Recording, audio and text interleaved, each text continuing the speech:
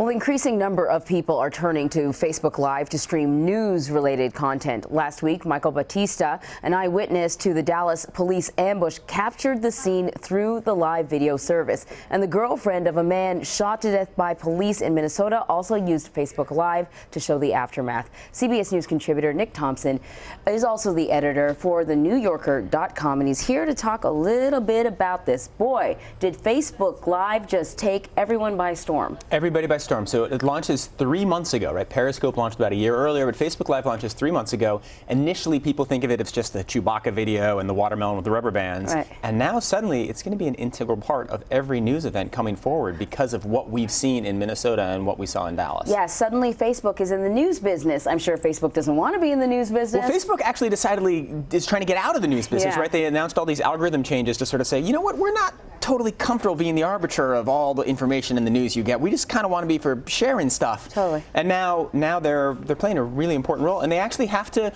really figure out their standards and what you can see, right? Is it okay to see somebody die on live messaging, right? Mm-hmm. What can you see? What can't you see? Should people under 18, people over 18? They've got a lot of stuff to really think through.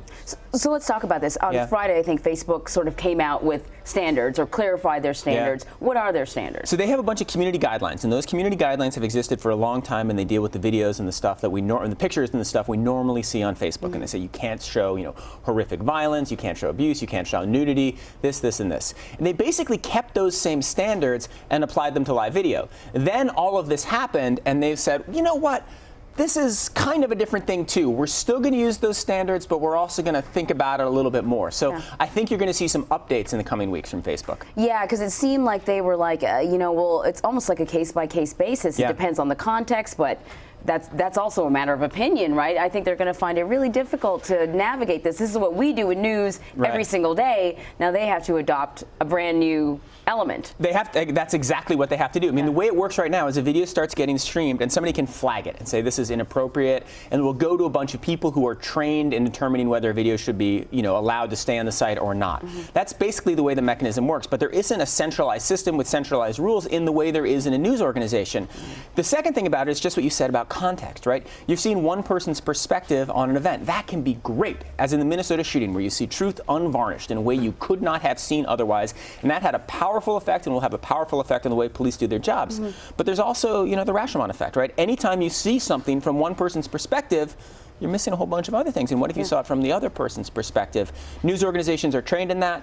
Individuals aren't as trained in that. It's going to be complicated and interesting. Yeah, I think so. There are other services that provide streaming video. Why do you think Facebook Live just took off? Well, because Facebook controls the internet. I mean, Facebook has so much more traffic and engagement than anybody else, and they decided to massively prioritize this. They saw that people really engaged with live video, and so earlier this year they said, let's do this. Let's take over everything. Let's, kick Snapchat to the curb. Let's knock away Periscope, right?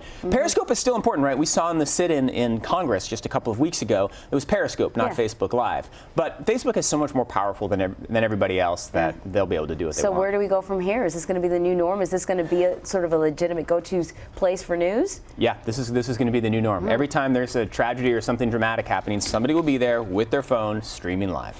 Nick Thompson, thank you so much.